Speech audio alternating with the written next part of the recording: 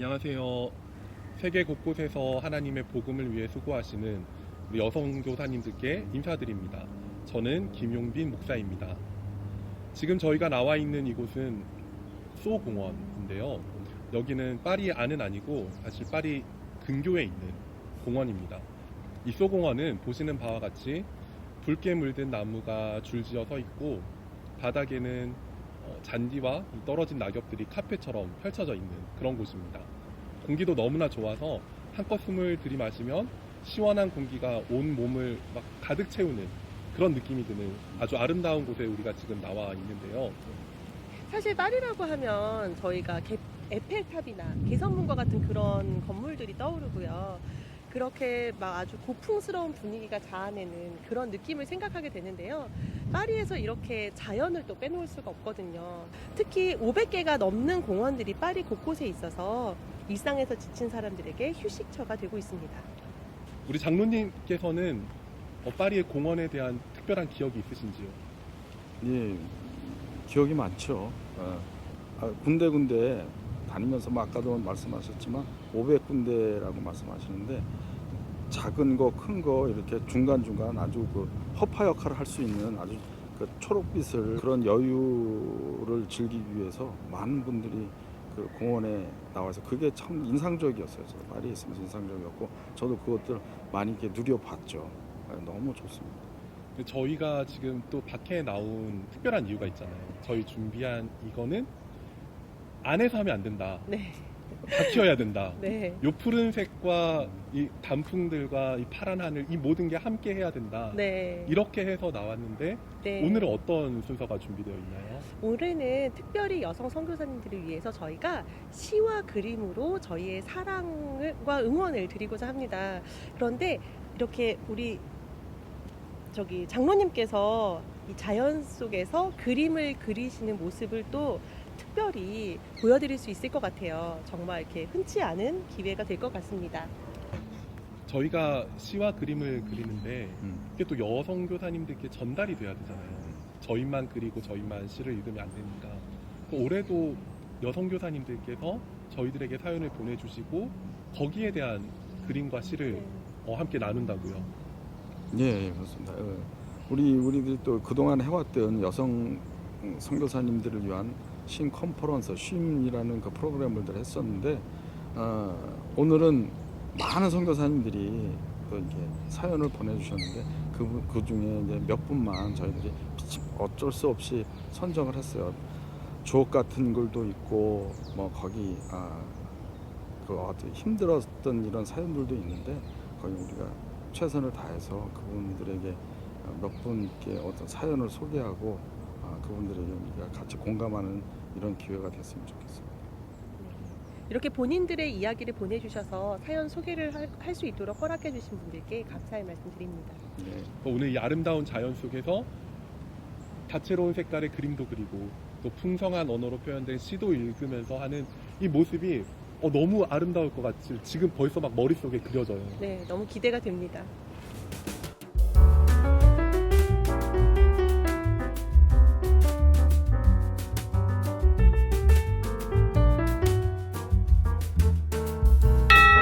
말씀 나누는 동안 귀중한 첫 번째 사연이 도착했는데요. 사연은 한마진 집사님께서 읽어주시겠습니다.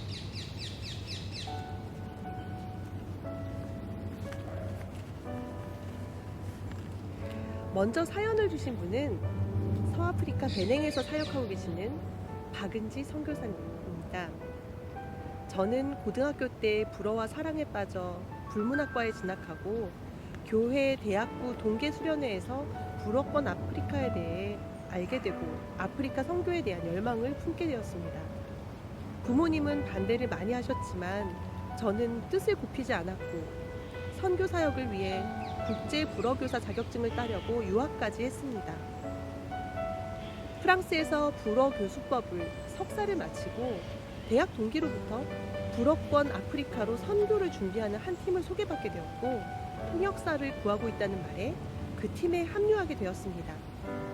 선교회에서는 단기 선교사 훈련을 받지 못한 것을 염려하였지만 저는 그동안 교회에서 받은 제자 훈련과 꾸준한 성경 공부, 그리고 불어를 할 줄 안다는 장점을 들어 제가 충분히 준비되었다고 생각했습니다. 모두 하나같이 대학 때부터 노래 부르던 선교지에 가게 된 저를 응원해 주었고 축복해 주었습니다. 은지야, 세상에서 행복한 사람은 자기가 좋아하는 일을 하는 사람이야. 그런데 세상에서 제일 행복한 사람은 그 좋아하는 일이 바로 하나님의 일인 사람이야. 은지는 세상에서 가장 행복한 사람이야. 그것을 잊지 마. 그렇게 박수와 환호 가운데 떠나게 된 단기 선교지에서 저는 땅으로 곤두박질 치는 경험을 했습니다. 그 땅을 견디지 못하고 버거워하는 저를 그 땅이 토해내는 듯 했습니다. 지치고 상처받으며 허덕이다 1년 반 만에 귀국하게 되었지요. 실패에 대한 좌절감에 부끄러움은 너무나 쓴잔이었습니다. 그렇게 선교에 대한 열망은 사그라들었고 직장을 구해 일하며 일상을 살아가던 중 나의 가장 큰 지지자셨던 아버지마저 병으로 돌아가시면서 모든 게 무너지고 하나님을 원망하는 마음이 생기게 되었습니다.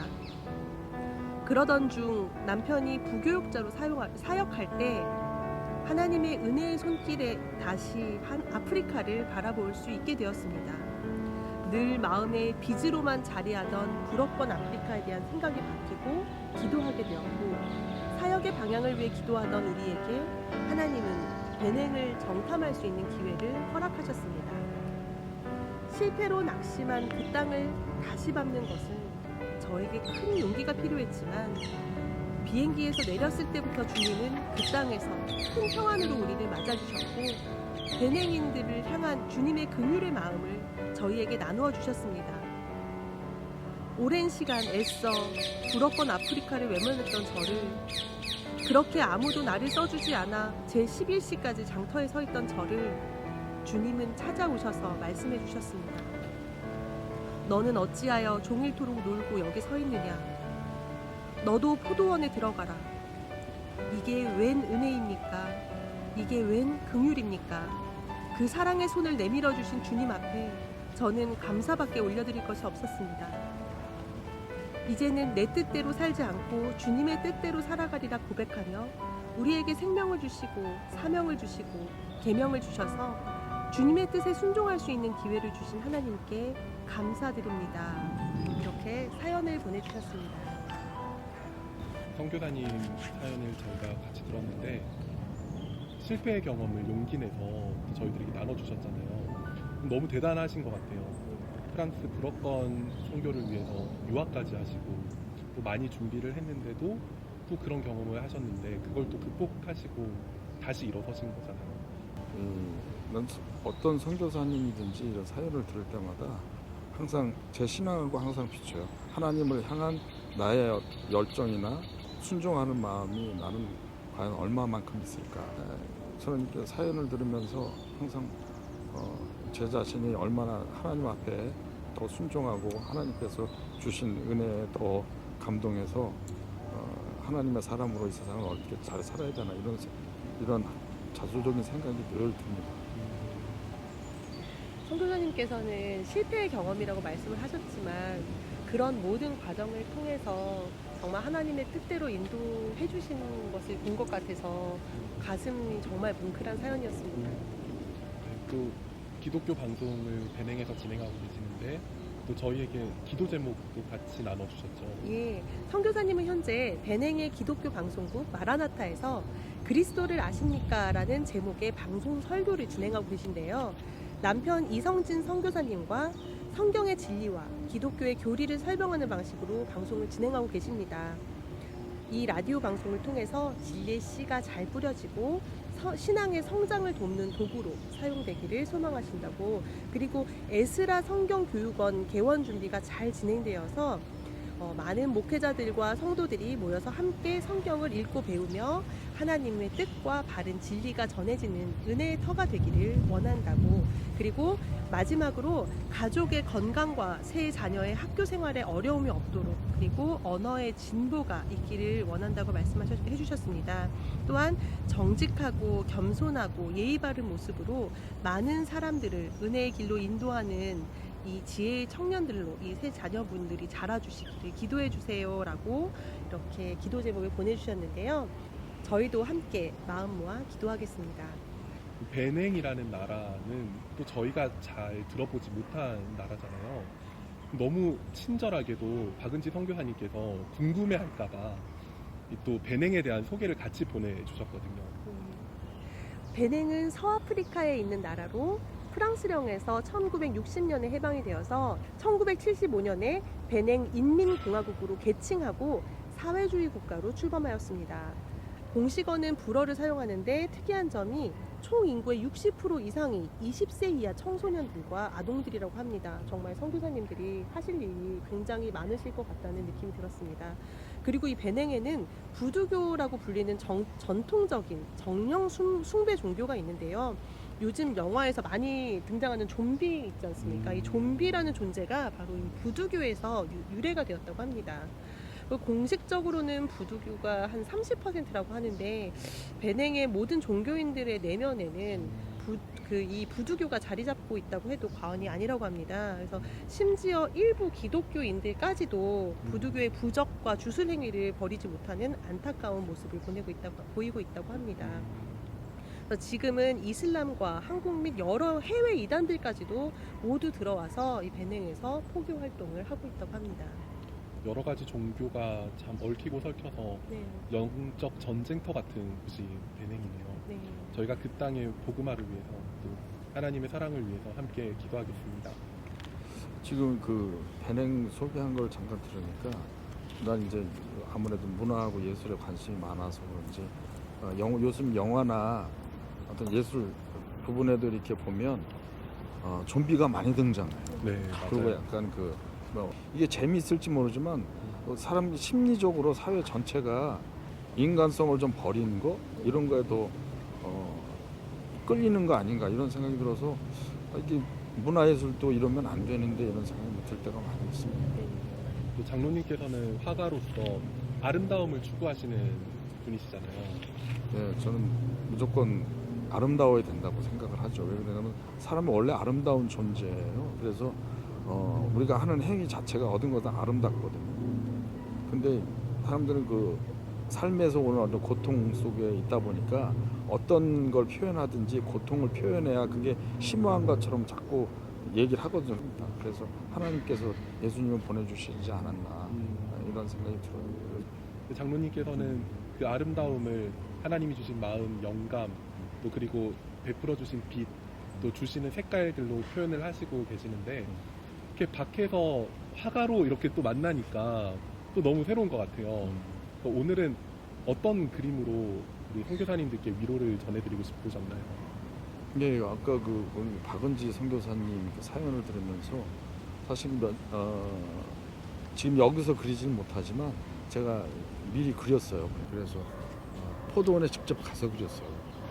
사연도 생각하고 또 제 자신의 신앙도 비추어가면서 아주 좋은 시간이었습니다. 박은지 선교사님께서 사연 속에 말씀해 주셨지만 마태복음 20장에 포도원 비유가 있잖아요. 네. 먼저 일한 일꾼도 나중에 초청받아서 일한 일꾼도 똑같이 상을 베푸시는, 그래서 장로님께서도 포도원 그림으로 예, 맞습니다. 네.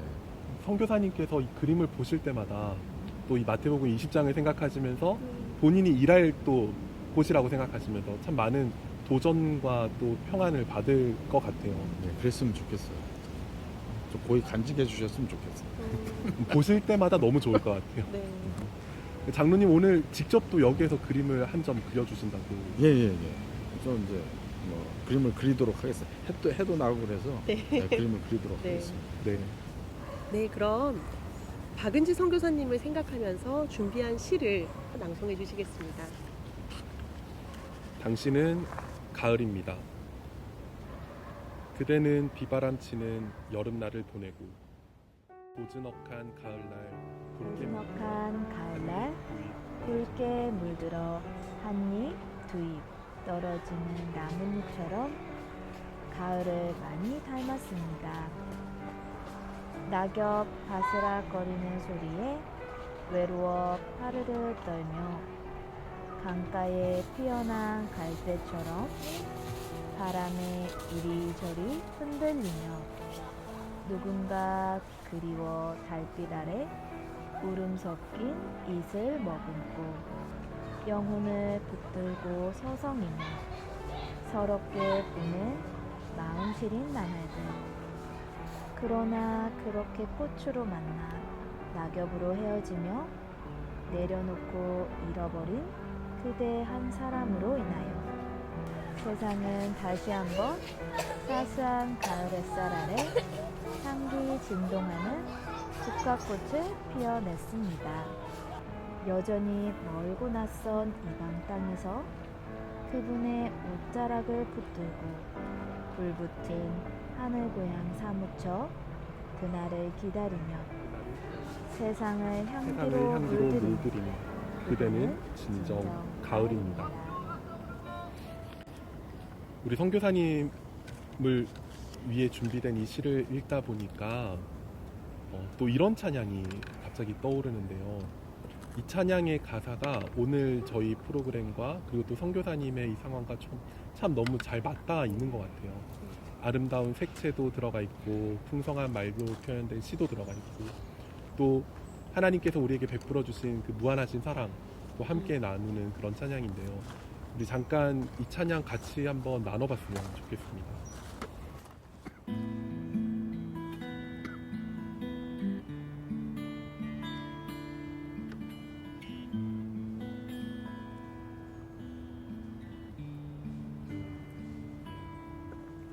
어떤 색으로 그릴 수 있을까? 하나님 그 사랑 넘치는 사랑 온 땅에 차올라 에덴의 북이 되었네. 수만 가지 색채로 넘쳐나는 저 나무와 찬란한 빛. 어떤 말들에 담을 수 있을까? 하나님 그 사랑 참 사랑이신 하나님 형상 따라 당신과 내가 되었네. 풍성한 사랑으로 그분의 작품 주의 시로 그는 사랑에서 사랑으로 그는 사랑 끊임없이 기다리시는 그는 사랑으로 죽음까지 거친 십자가의 길 오르시네. 그는 사랑에서 사랑으로 그는 사랑 깊은 어둠 밝은 빛으로 그는 사랑으로 부활까지 영원한 사귐으로 이끄시네. 그는 사랑.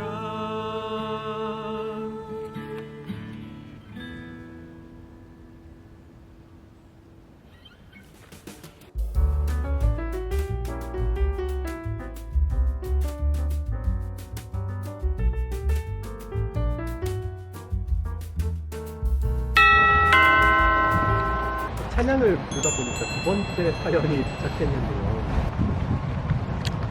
제가 소개해드릴게요. 이번 사연은 터키에서 사역하시는 신정화 선교사님께서 보내주신 사연입니다. 저는 아주 외롭고 어두운 어린 시절을 보냈는데 그 당시 교회가 제 집이었고 전도사님과 사모님이 제 부모님이셨습니다. 7살 때 눈물로 예수님을 영접했고 중학교 3학년 꾸오바디스라는 영화를 보는 중에 큰 회개가 터졌습니다. 그 이후 성령 체험과 방언을 받으며 주위 친구들에게 전도할 때마다 예수님을 영접하는 신기한 역사를 경험했습니다. 대학 시절 전도, 육성, 훈련, 파송하는 선교단체에서 훈련을 받고 남편을 만나 결혼을 하고 북한 사역을 6년 했습니다. 35살 때 중국에서 6년 북한 사역을 하다가 한국에 안식년으로 왔을 때 주님이 20년 전 방법으로 다시 만나주시면서 이 마지막 시대의 전도자로 부르심을 깨닫게 되었습니다. 저는 부르심도 전도이고 훈련도 전도 훈련을 받았고 2009년엔 하나님께서 말씀과 기도, 전도, 양육 훈련을 다시 한 귀한 교회에서 받게 하셨습니다. 북한 사역은 2019년까지 섬기게 하셨고 드디어 20년 정도 기도로만 준비하던 무슬림 사역을 위해 아이국으로 부르셨습니다. 그러나 아이국 사람들이 아닌 티국 영혼들을 섬기게 하셨습니다. 저는 매주 주일과 목요일이 가장 기다려지고 행복합니다. 주일은 주님을 예배하고 찬양하며 말씀을 듣는 복된 천국을 경험하는 날이고 개인 전도를 하는 날이고 목요일은 팀 전도하는 날이기 때문입니다. 주님은 제게 여러 가지 모습으로 전도하게 하셨는데 한 주일 새벽에 이런 꿈을 꾸었습니다. 갓 태어난 작은 태아가 강물에 빠지게 되었습니다. 저는 아무도 구하지 않는 그 어린 생명을 구하려고 신발을 벗으려 했지만 벗겨지지 않았습니다. 얼마나 마음이 급하고 당황하고 그 찰나의 순간이 긴박했는지요. 신발 신은 채 수영도 못했는데 그냥 다이빙했습니다. 간신히 물속을 떠다니는 그 작고 어린 죽어가는 생명을 간신히 건졌습니다. 얼마나 생생한지 꿈에서 깨어 외쳤습니다. 주님, 오늘 주님이 만나게 하실 영혼이 있다는 것을 믿습니다. 그날 아이국 교회 성경 공부를 갖고 한 자매가 불신자 친구들을 데리고 와서 저보고 복음 팔찌로 복음을 전해달라고 했습니다. 정말 기적 같은 일입니다. 한 번은 예배 후 집으로 가는 전철을 잘못 탔습니다. 같이 잘못한 티국 사람과 우연히 대화가 시작되었고 전도를 했습니다. 그 당시 제 언어 수준이 초등학교 정도 수준밖에 안 되었는데도 말입니다. 제 이야기를 듣고 간증 요청이 와서 믿음으로 간증 겸 강의를 했습니다. 10명 정도 되는 성도들이 온라인과 오프라인으로 들었고 그 중에 한 자매가 제 간증과 강의를 지식이 아닌 영적으로 들었습니다. 이 자매는 공황장애, 지적장애, 정신적으로 질환을 앓던 자매였는데 저 같은 초등 수준의 언어 실력이 오히려 그 자매에게 딱 맞았던 것입니다. 말의 지혜가 아니라 하나님의 나라가 능력임이 입증된 것입니다. 저는 이 땅에 여행 온 사람들을 주로 전도합니다. 복음의 씨앗을 갖고 자기의 나라에 돌아가 주님의 방법으로 자라고 열매 맺는 것을 바라보면서 말입니다. 오직 예수님만 사랑하고 따를 수 있는 길은 바로 전도하고 영혼을 양육하고 기도하는 것입니다. 그 삶을 오늘 하루도 실제로 살게 하시는 성령 하나님께 감사합니다. 모든 영광을 하나님께만 올려드립니다. 그리고 기도 제목도 함께 나눠주셨는데요. 올해 믿음의 그룹 5그룹을 만들고 20명의 전도할 수 있는 제자를 세우는 것이 비전입니다. 라고 신정아 선교사님께서 보내주셨습니다. 신정아 선교사님의 사연은 정말 하나님의 인도하심을 잘 보여주시는 사연인 것 같아요. 이렇게 아주 어렸을 때 고난의 시기를 겪으시고 하나님을 만나고 또 어린 중학교 때부터 복음을 전할 때 이렇게 영접하게 하시는 그 은혜를 맛보게 하셨고 선교를 나가서도 인도하심을 따라서 이렇게 선교하시지 않습니까?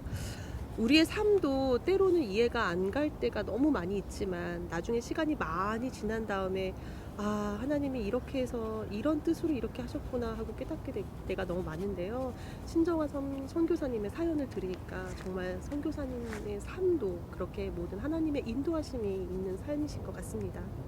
우리 장로님께서 열심히 지금 그림 그려주시고 계신데 우리 신정아 선교사님을 위해서는 어떤 그림을 준비하셨나요? 신정아 선교사님은 사연을 이렇게 들으면서 생각을 했어요. 그러니까 뭐 맨날 생각해가지고 뭐 그리긴 하지만 꽃길이 꽃을 그렸거든요. 저게 이제 한국으로 얘기하면 개양귀비예요. 근데 이게 남부에 가면 굉장히 여름에 5월쯤에 아주 만개를 해요. 너무 아름답거든요. 저 빨간색이 우리가 그냥 일반 접할 수 있는 빨간색이 아니에요. 굉장히 투명하고 그만 홀릴 정도의 어떤 그 아름다운 색이거든요. 왜냐면 저 꽃길 곳에 특징이 있어요.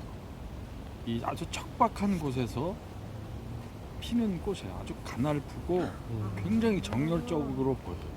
그리고 저이 철분을 먹고 자란다고 그래요. 저는. 그러니까 그래서 지역이 이렇게 축축하고 이런 데는 별로 없습니다. 아주 척박하고 그냥 숨조차 쉴 수 없을 만한 그런 아주 광야 같은 그런 데서 이게 피거든요. 저기도 남부에 가서 그림을 그리면서 저 그림을 볼 때마다 나의 삶도 이렇게 비교하게 돼요. 그래서 신영화 선교사님 그 사연을 들으면서 우리의 삶이 그렇지만, 그러니까 척박하고 그렇지만 그 아름다움을 만개하고 그냥 군락을 이루어서 빛을 발하는 그런 아주 가냘픈 꽃이지만 우리가 그런 삶이 아름다운 삶이 아닐까. 그래서 신영화 선교사님의 사연을 들으면서 이 꽃을 내가 그려서 신영화 선교사님한테 그 마음에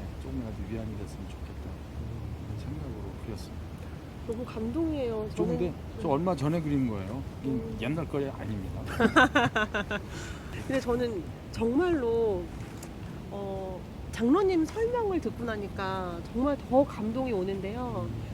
이 신정환 선교사님 사연을 들으니까 정말 이렇게 척박한 땅에서 꽃을 피워내시면서 자라신 거잖아요. 근데 정말 그 척박한 티국 땅에서 이렇게 복음의 꽃을 이렇게 활짝 피워내시기를 정말 기도하겠습니다. 직접 이 사연에 맞는 또 시를 선정을 해주셨는데요. 평소에 좋아하던 시라고요. 예. 제가 읽나요? 네, 읽어주세요. 잠시만. 그럼 나 이게 두 개를 해야 되는데. 네, 제가 이렇게 넘겨드릴까요? 네. 제가 선물. 내야 흘기운데 밀라비도 불 켜시고 한평생 돌 이온걸 오개문양 그으시니 난생 처음 이런 조화를 보겠네. 기도할수록 기도하고 사랑할수록 사랑을 더하는 이상한 부풀어기. 내 탓은 결코 아닌 참 신비한 부풀어기. 주신 것 잎새 꽃 때이르러 열매이더니 오늘은 땡볕에 달고는 금빛이야. 네, 감사합니다. 우리가 정말 티끌이고 흙인데 이렇게 예수님을 만나서 꽃이 되고 열매를 맺고 금빛 씨앗이 되어서 다른 생명을 위해서 살게 되는 건 이렇게 선교사님뿐만 아니라 정말 우리 모든 그리스도인들이 받은 은혜이고 축복인 것 같습니다. 이 금빛 씨앗으로서 전도 사역하시는 신정화 선교사님을 위해서 저희도 마음 모아서 기도하겠습니다. 사실 저희도 보면 그 씨앗들이 심겨져서 자라난 결실들이잖아요. 그 집사님께서도 전도 받으셔서 또 이렇게 믿게 되셨고, 저도 저희 부모님 세대부터 믿으셔서 제가 또 신앙을 가지게 됐고, 장로님께서도 그 씨앗이 심겨져서 그리고 열매로 나타난 결과시잖아요. 네. 그리고 또 삶도 많이 변하셨고. 네, 그렇습니다. 저 같은 경우는 380도로 바뀐 그런 경우. 결과적으로는 20도만 바뀌신 거네요. 그러니까 좀 거기 전까지 가야 되는 게 맞는 아니에요, 것 같아요. 아니에요. 네. 네, 제가 사실 하나님을 믿기 전에는 이제 그림도 그리는 사람이 어떤 자기 고집이 너무 세거든요.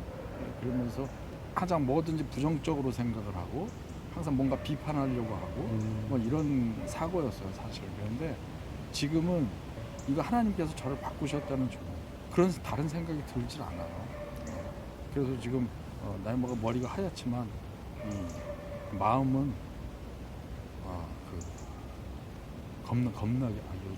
겁나게 청춘입니다. 네.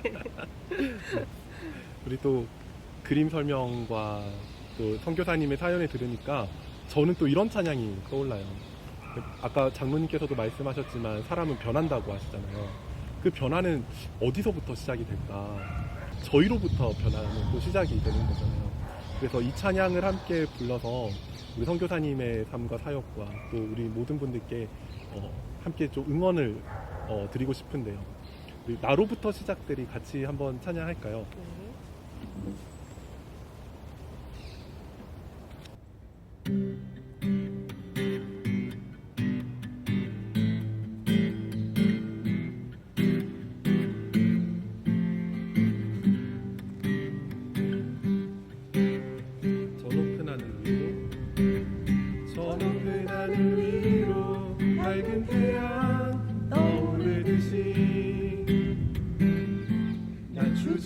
두지 않으리. 어떤 어려움에도 주의 길을 선택하리. 빛 가운데로 걸으리. 주님을 크게 보는 믿음 가지고 세상에 나타내리라. 놀라운 주의 사랑을, 주의 사랑을, 주의 꿈을 안고 일어나리라.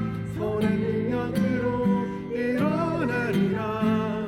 이 땅의 부흥과 회복은 바로 나로부터 시작되리. 주의 꿈을 안고 일어나리라. 선한 능력으로 일어나리라. 이 땅의 부흥과 회복은 바로 나로부터 시작되리. 주의 꿈을 안고 일어나리라.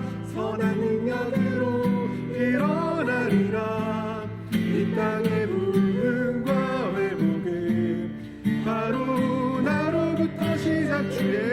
주의 꿈을 안고 일어나리라. 선한 능력으로 일어나리라. 이 땅의 부흥과 회복은 바로 나로부터 시작되리.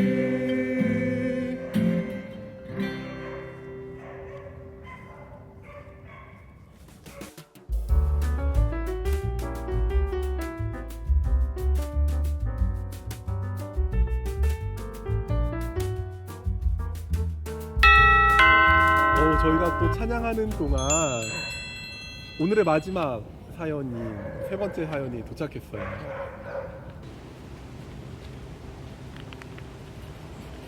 이 사연은 우리 아프리카 차드의 오은성 선교사님의 사연입니다. 저는 2006년도에 목회자인 남편, 초등학교 6학년이 되던 딸과 함께 차드에 왔습니다.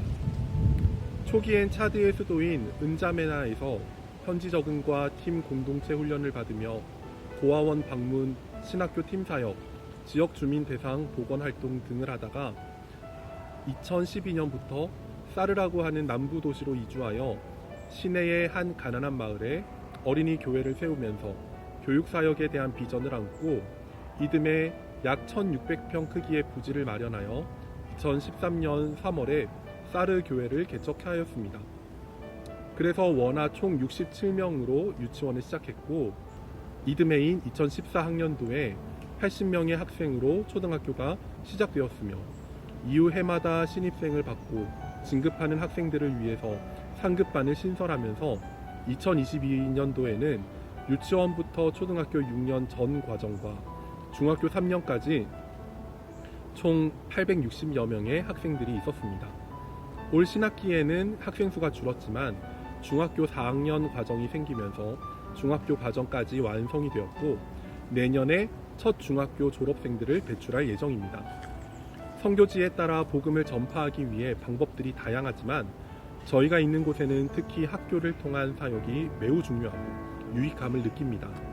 복음 전파와 교육의 비전을 가지고 설립한 트리니티 학교의 목적을 이루기 위해 힘쓰고 있으며 학교 운영을 위한 재정적인 자립을 위해서도 노력을 하고 있습니다.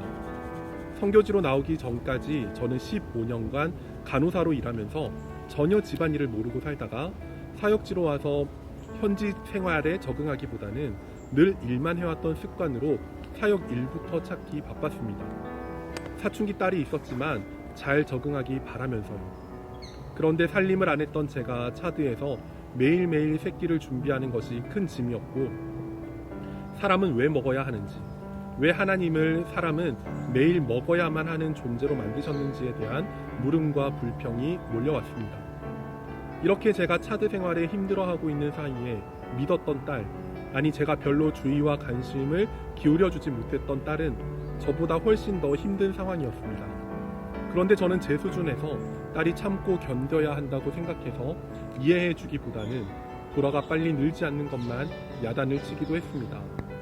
아무 마음의 준비도 없이 오게 된 광야 같은 곳에서 사춘기를 시작하며 보살핌이 제일 필요했을 시기에 오히려 제가 얼마나 부족한 엄마였는지, 한국에 와서도 딸은 눈물로 보낸 시간이 많았고 불면증에 시달려 술이 있어야지만 잠을 잘 수 있었습니다. 그런데도 딸 방에서 술병을 발견한 선교사 엄마는 딸의 아픔을 공감하고 이해해주기보다는 걱정과 염려로 충고를 합니다. 한국에 잠깐씩 들어가서 딸에게 간간히 하는 충고들이 오히려 상처를 주었고 저희 사역의 기간만큼 딸은 아픔의 시간들을 보냈습니다. 그래서 저는 마음 한편에 항상 딸에 대한 미안함이 있습니다. 그러나 막막해 보이기만 하던 저희 딸의 인생에 하나님은 꾸준히 신실하게 역사해 오셨고 저희와의 관계도 회복이 되었으며 내년에 결혼을 앞두고 있습니다. 선교지는 선교사를 위해 하나님께서 준비해 놓으신 광야 학교입니다. 부르심 받은 곳에서 내가 하나님을 위해서 무엇을 하는 것이 아니라 하나님이 그곳으로 불러내셔서 모든 환경과 상황을 통해 저에게 말씀하시고 성숙으로 이끌어 가신다고 생각합니다. 그 과정에서 기쁨과 보람을 주시고 깨달음을 주시니 감사합니다 라고 보내주셨습니다. 광야 땅에서 힘든 시간을 보내셨을 선교사님을 생각하고, 그리고 그만큼 또 같이 힘든 시간 보냈을 그 따님 생각을 하니까 저도 코끝이 찡해집니다. 그래도 따님이 이렇게 잘 회복되시고 또 결혼을 앞두시고 계시다고 하니까 정말 마음을 담아서 진심으로 축하드립니다. 따님의 아픈 이야기를 통해서 또 저희가 같이 공감을 하고 또 늘 마음 졸이면서 아파하는 어머니의 마음을 또 함께 이해할 수 있는 그런 사연이었던 것 같아요. 또 아울러서 트리니티 학교를 통해서 하나님께서 하실 일들을 기대하면서 저희도 함께 기도하겠습니다. 근데 차드라는 나라에 대해서는 저도 잘 모르는 나라라서 이렇게 차드에 대해서 궁금해 하실 분들도 많을 것 같아요. 네, 그래서 차드에 대한 설명도 또 선교사님께서 준비해 주셨는데요. 잠깐 소개를 해드리자면 차드는 아프리카 대륙 중북부 내륙에 위치한 아프리카에서 5번째로 큰 국가라고 합니다. 200여 개의 부족과 그 종족어가 있고 공식 언어는 불어와 아랍어입니다. 종교는 이슬람이 약 60%, 기독교 35%, 정령 숭배 및 기타 5% 등으로 이루어져 있습니다. 해마다 내정과 정치적인 불안이 계속되고 있고 사회, 경제, 보건, 의료, 교육 등 모든 분야에서 인프라가 매우 부족하고 빈부의 차이가 극심하고 대부분 국민들이 많은 고통을 받고 있는 나라라고 합니다. 국가의 미래는 교육에 달려 있으나 차드의 교육 현실은 심히 우려스럽고 교육 정책이 일관되지 않고 부족어는 많지만 글자가 없어서 학교는 불어권 학교와 아랍어권 학교로만 나뉘고 있다고 하는데 특히 불어권 학교들의 경우 모국어와 학습 언어가 완전히 달라서 학습에 어려움이 많다 보니 학생들의 기초 지식이 굉장히 낮고 중등학교를 졸업해도 불어를 제대로 읽고 쓰지 못하는 학생들이 아주 많다고 합니다. 네, 그래서 더욱더 이 트리니티 학교 사역이 정말 중요할 것 같습니다. 네, 또 가르치시고 또 양육하셔서 또 훌륭한 사회의 일원으로도 또 세우시고 또 신앙으로도 교육해서 또 하나님의 자녀로 또 일으키시는 일을 하고 계시니까 참 귀한 사역이신 것 같아요. 네.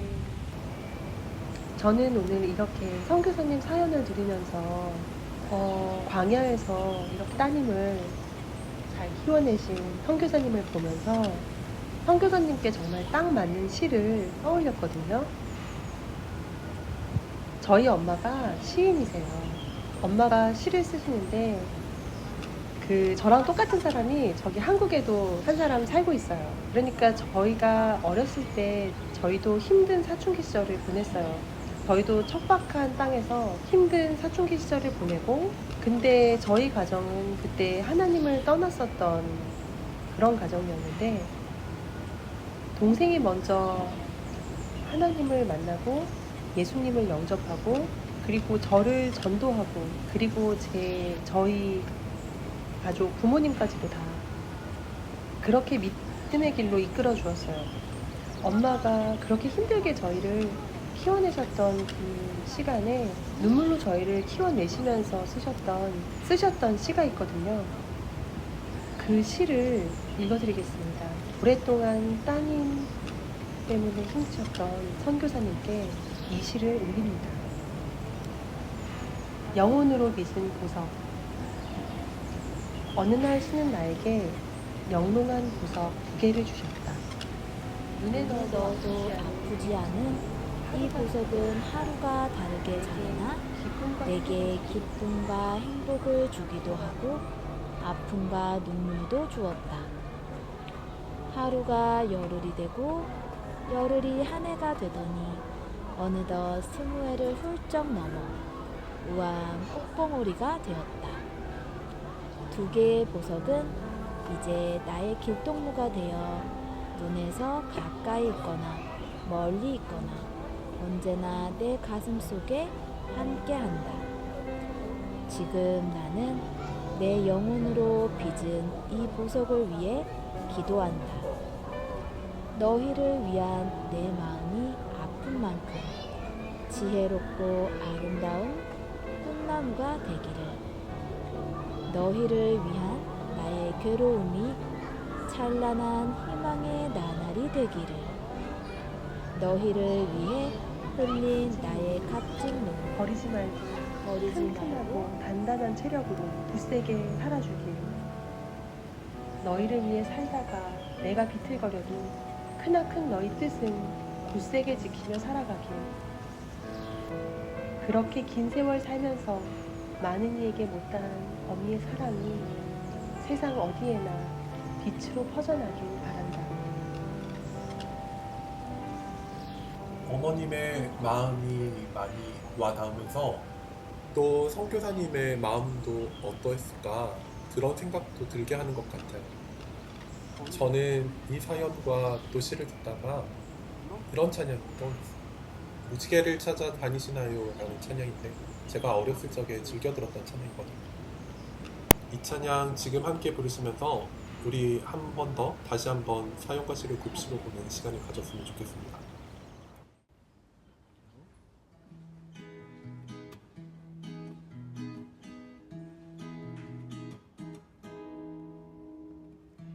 무지개를 찾아다니시나요?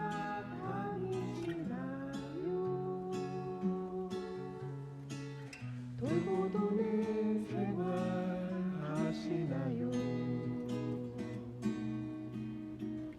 헛된 모든 꿈을 다 가지고 주님 발 앞에 모두 놓아요. 드려요 모두 다 주님께 드려요. 깨진 꿈 상한 나 지친 몸 드려요 모두 다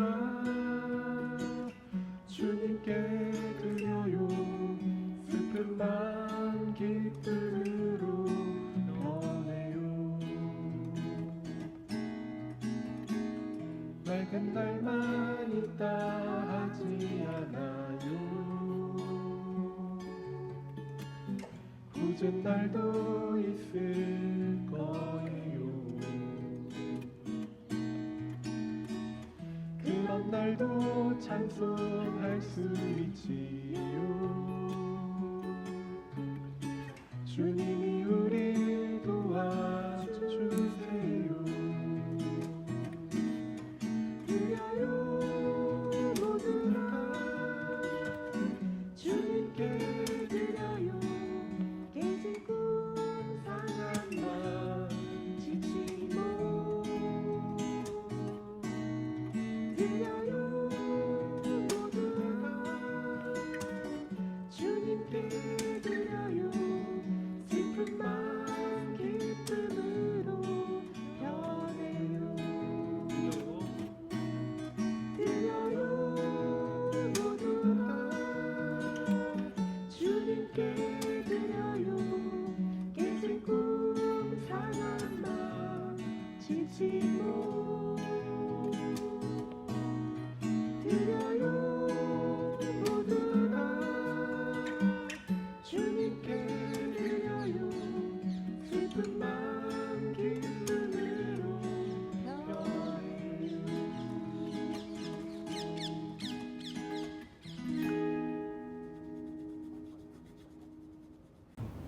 빼고 막 저희가 찬양하고 하는 동안 벌써 장로님 그림을 다 그리셨어요.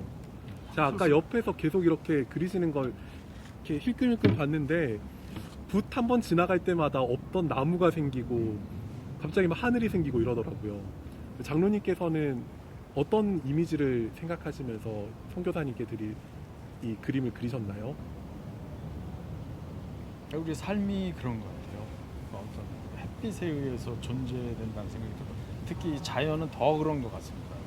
그래서 어떤 뭐 우리가 성장할 때도 여러 가지 뭐 제한된 환경이나 또 조건도 있고 어떤 생각도 있겠지만 또 이런 자연을 보면서 이 풍성하게 자라고 걷게 자라는 이 자연의 위대함, 이건 다 표현될 수는 없는 거지만 여기 와서 제가 이제 그림을 그리면서 그 부분을 그리려고 굉장히 했었어요. 그러니까 그 빛 속에서 속해 있는 어떤 자연의 그러니까 그냥 묵묵히 아주 건강하게 잘 자라고 풍성한 또 숲을 이룰 수 있는, 그리고 또 지금 가을이잖아요. 가을 초가을인데 초가을에는 초가을에 이렇게 보기 싫을 것 같지만 또 떨구는 그 입에서 주는 어떤 느낌, 어떤 그 낭만적인 요소들, 이런 것도 우리의 삶에 다 필요하기 때문에 제가 그거에 맞춰서 이 그림을 그렸습니다.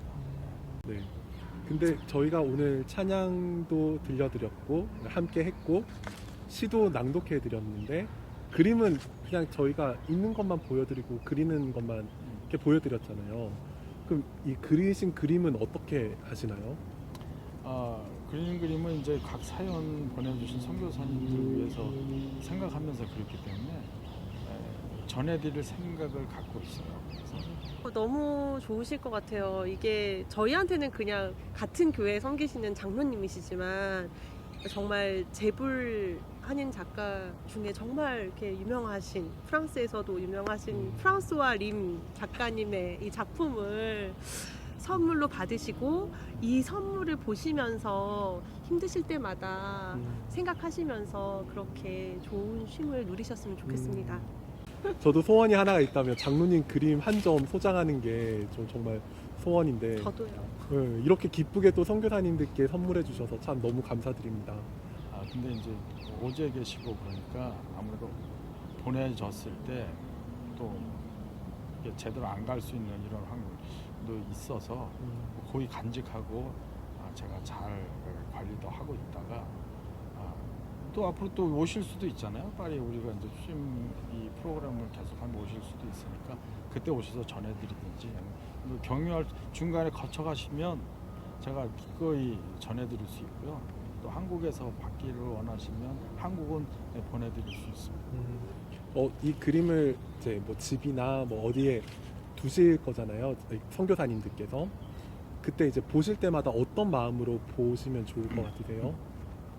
그러니까 좀 다른 시각, 그러니까 다른 시각이라는 게 뭐냐면 이제 현재 머물고 있는 그 시간 외에 다른 곳에 잠깐 시선과 생각을 돌리시면서 하나님의 존재를 또 확인하고, 그게 우리가 유일하게 힘이죠. 하나님을 생각할 때마다 우리가 뭐든지 치료받고 힘이 되잖아요. 그러니까 그렇게 해서 어떤 정신적으로 또 쉼을 잠깐 쉬어가는 이런 시간이 됐으면 좋겠어요. 그림을 감상하면서. 제가 이제 이 그림이 뭐 그 정도의 위력이 있다라기보다는 저는 이제 하나님이 지으신 이 자연을 모티브로 해서 그렸기 때문에 그걸 선교사님들은 더 연상을 잘하실 거라고 생각이 듭니다.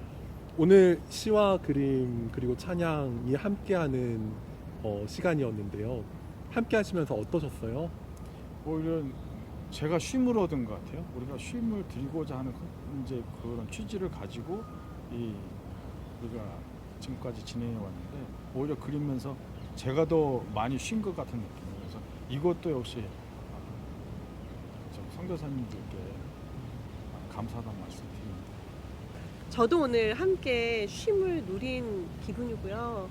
이렇게 선교사님들의 사연을 하나하나 듣고 그 사연을 생각하면서 저희가 고른 시들과 찬양 함께 하고 또 이렇게 장로님께서 또 선교사님들 생각하면서 그려주신 그림들을 이렇게 보면서 와, 이게 예술의 힘이 이렇게 크구나 이렇게 느꼈어요. 왜냐하면 선교사님 사연만 저희가 들었을 뿐이지 함께 하고 있지 않지만 선교사님들이 더 왠지 여기 계시는 것처럼 느껴지고 더 가까이 느껴지고 정말 이분들 마음에 계속 품고 계속해서 기도하게 되겠구나 그런 생각을 오늘 저는 하게 됐고요. 이 보시는 분들도 함께 같은 마음으로 계속 중보해 주셨으면 좋겠습니다. 네.